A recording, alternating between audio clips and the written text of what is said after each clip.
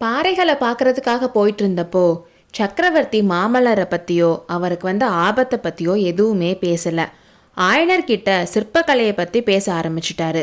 ரெண்டு பேரும் இந்த உலகத்தையே மறந்து பேசிட்டு போனாங்க. பாறைகள் கிட்ட போனதுக்கு அப்புறமும் அப்படித்தான்.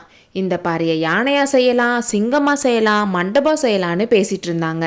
கடைசியா ஒரு பெரிய பாறையை குடைஞ்சு கோயில் அமைக்கணும்னு ஃபர்ஸ்ட் கோயில் வேலையை தான் ஆரம்பிக்கணும்னு முடிவு பண்ணிட்டாங்க. இந்த ஒரு கோவிலில் 3 மூர்த்திகளையும் பிரதிஷ்டை பண்ணணும் ஆயனரே, 3 கர்ப்ப கிரகங்களை அமைச்சிருங்கன்னு சக்கரவர்த்தி சொன்னார். பிரபு, 3 மதத்தினருக்கும் தனித்தனியாக 3 கோவில் அமைச்சிட்டா நல்லதில்ல, சண்டை சச்சரவு இல்லாமல் இருக்கும்னு ஆயனர் சொன்னார். 3 மதத்தினருக்கா? நான் அப்படி சொல்லலையே, மும்மூர்த்திகள்னு யாரை நான் சொன்னதா நினச்சிங்கன்னு கேட்டார். சிவபெருமான், புத்ததேவர், ரிஷபதேவரை தானே சொன்னீங்கன்னு ஆயனர் கேட்டார். இல்லை ஆயனரே, பிரம்மா, விஷ்ணு, சிவன் இந்த 3 திருமூர்த்திகளை தான் சொன்னேன். இன்னும் கொஞ்ச நாளைக்கு என்கிட்ட புத்தர், சமணர்னு சொல்லாதீங்க. அவங்க விஷயத்தில் என் மனசு ரொம்பவே நொந்து போயிருக்குன்னு சக்கரவர்த்தி சொன்னார். ஐயோ, உங்களோட மனசு நோக்குற அளவுக்கு அவங்க என்ன செஞ்சாங்கன்னு ஆயனர் கேட்டார். சமணர்களுக்கும் புத்தர்களுக்கும் நான் எவ்வளவோ கௌரவம் கொடுத்தேன்.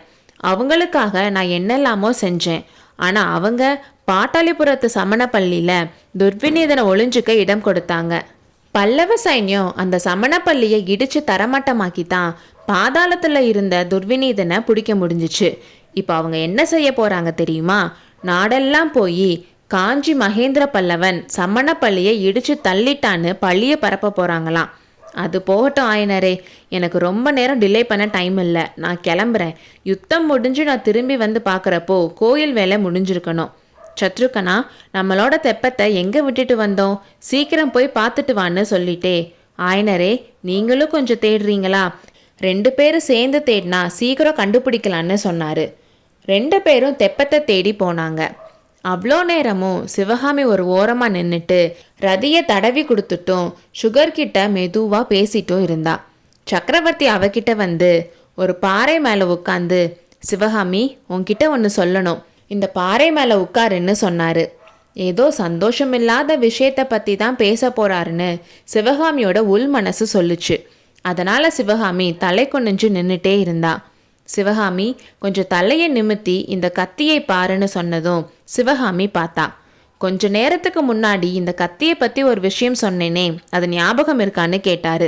இருக்கு பிரபுன்னு சொன்னான். நான் சொன்னது பொய் சிவகாமின்னு சொன்னார். சிவகாமிக்கு தூக்குவாரி போட்டுருச்சு. ரொம்பவே குழப்பமாகவும் இருந்துச்சு.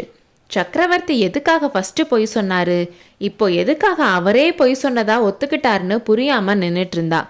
உனக்கு குழப்பமாக தான் இருக்கும் சிவகாமி. உண்மை என்னன்னு உன் அப்பா கிட்ட சொல்லக்கூட நான் விரும்பலை. அதுக்கு தான் அவரை தெப்பத்தை தேடுறதுக்கு அனுப்பிட்டேன். ஆனால் உண்மை என்னன்னு உனக்கு கண்டிப்பாக தெரியணும்னு சொன்னார். இப்போ அவளோட குழப்பம் இன்னும் அதிகமாயிருச்சு. என்ன உண்மையை சொல்ல போகிறாரு? அது எதுக்கு நமக்கு மட்டும் தெரிஞ்சிருக்கணும்னு சொல்கிறாருன்னு நினச்சா.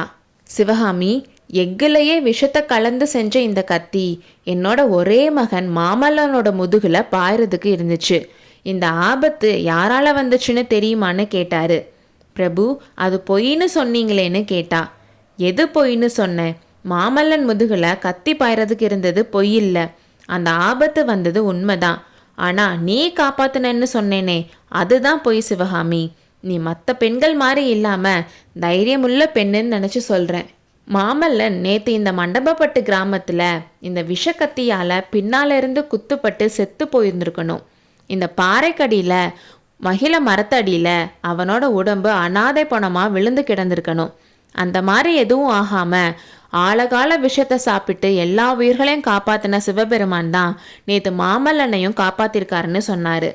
நேற்று சாயங்காலம் அதே பாறைக்கடியில் மாமல்லர் உட்காந்து தன்னோட காதில் காதல் மொழிகளை பொழிஞ்சிட்டு இருந்தாருன்னு சிவகாமி நினச்சப்போ அவ தலை சுத்த ஆரம்பிச்சிருச்சு. சிவகாமி, வாழையடி வாழையா வந்த பல்லவ குலத்தில் மாமல்லனை மாதிரி ஒரு வீரனை யாரும் பார்த்ததில்ல. இந்த பல்லவராஜ்யம் மாமல்லனை நம்பி இருக்கிற மாதிரி யாரையும் நம்பி இருந்ததும் இல்லை. அப்படிப்பட்டவன் நேற்று வஞ்சகமாக விஷக்கத்தியால் குத்துப்பட்டு செத்துருப்பான். தவமிருந்து பெற்ற என் பிள்ளைய நான் இழந்திருப்பேன். பல்லவ ராஜ்யமே நாதி இல்லாமல் போயிருக்கும். இதெல்லாம் நடக்க காரணமாக இருந்தது யார் தெரியுமான்னு சொல்லி நிறுத்தினாரு. நான் என் உயிருக்கும் மேலா யார்கிட்ட அன்பும் மரியாதையும் வச்சிருக்கேனோ அந்த ஆயிர மகா சிற்பியோட அன்பு மகள் சிவகாமி தான்னு சொன்னாரு. இதை கேட்டதுமே சிவகாமியோட உச்சந்தலையில பளீர்னு ஒரு மின்னல் பாஞ்சிச்சு. அந்த மின்னல்ல இருந்து ஆயிரம் ஆயிரம் ஒளி கிரணங்கள் கிளம்பி நாற்புறமும் பாய்ந்தன. அடுத்த அத்தியாயத்தில் சந்திப்போம்.